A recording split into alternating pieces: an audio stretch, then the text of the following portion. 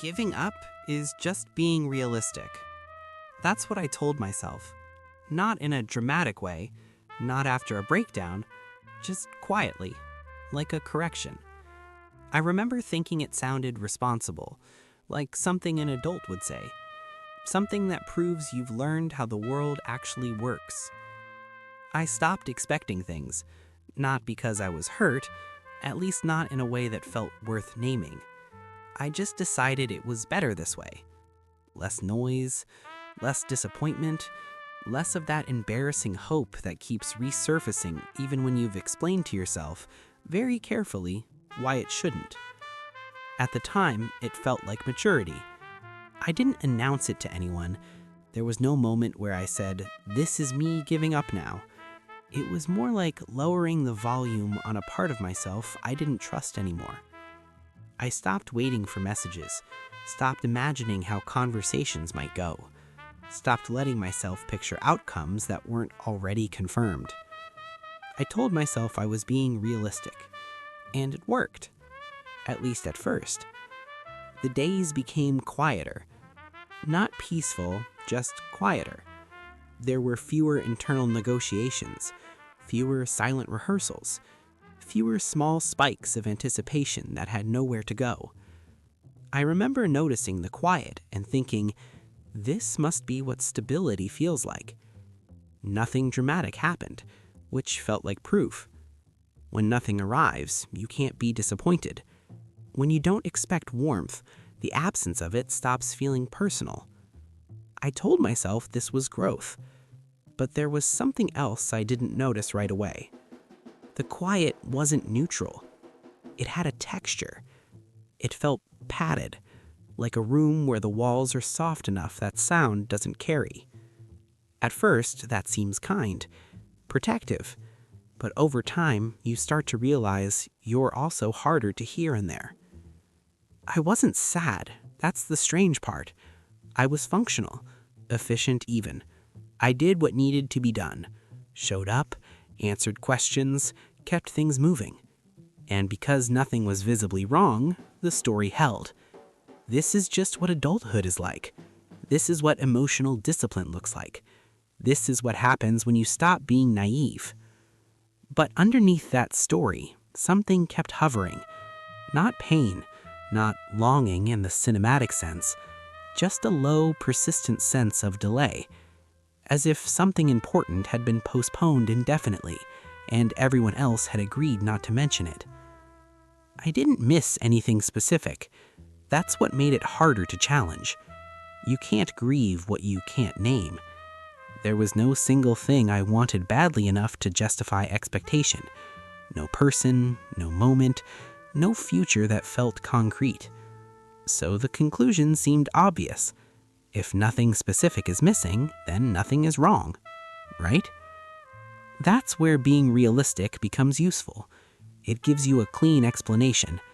You tell yourself that most people are disappointed because they expect too much, that hope is just bad forecasting, that wanting is a kind of error.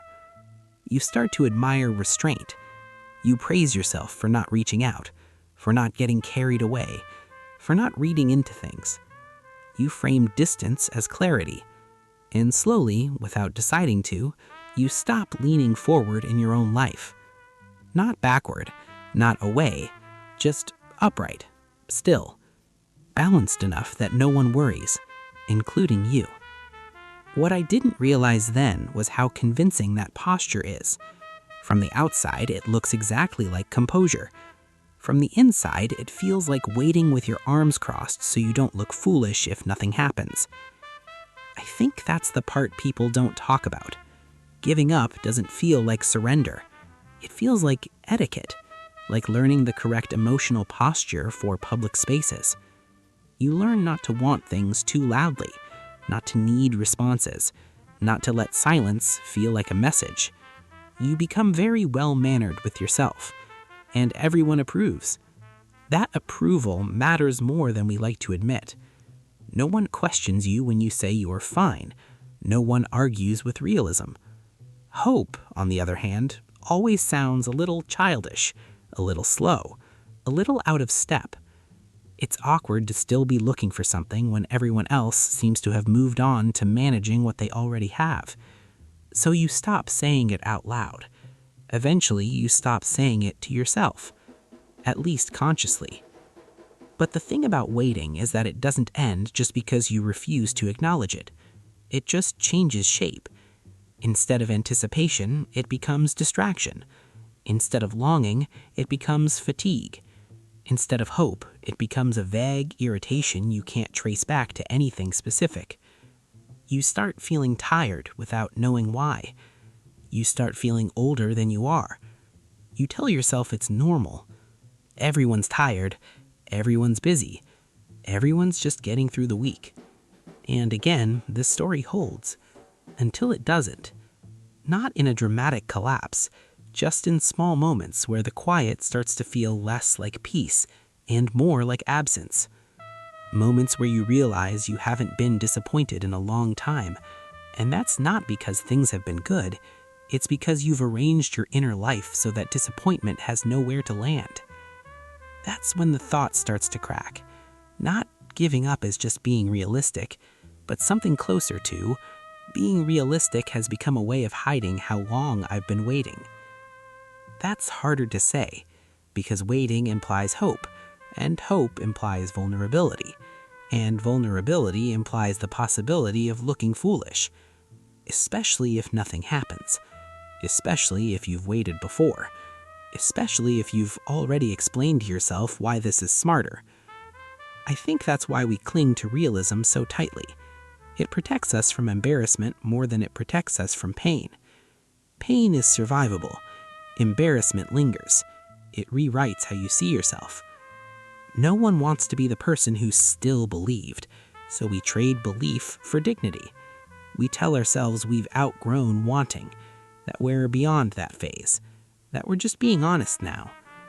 But honesty isn't the same as accuracy. Sometimes it's just the most socially acceptable version of fear. I'm not saying hope is noble. I'm not saying giving up is wrong. I don't trust clean conclusions like that. What I am saying is simpler. When I stopped expecting anything, the days didn't become fuller. They became quieter. And at first, I mistook that quiet for peace. Only later did I notice how often I was filling it with noise. Scrolling, working longer than necessary, keeping myself occupied in ways that felt neutral enough not to provoke questions. Because the moment things slow down, the waiting becomes audible again. It's subtle. It sounds like a thought you don't finish, like a sentence that trails off before it asks for anything, like a part of you leaning forward slightly, then stopping, checking if it's allowed.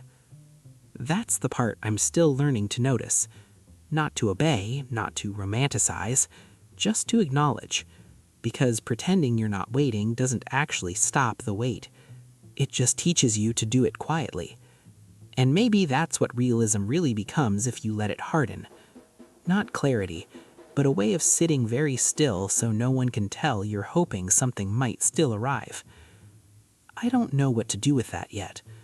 I don't have a better belief to replace the old one. I only know that when I hear myself say, "I'm just being realistic," I listen a little more carefully now. Not to correct it, just to hear what else is hiding underneath it.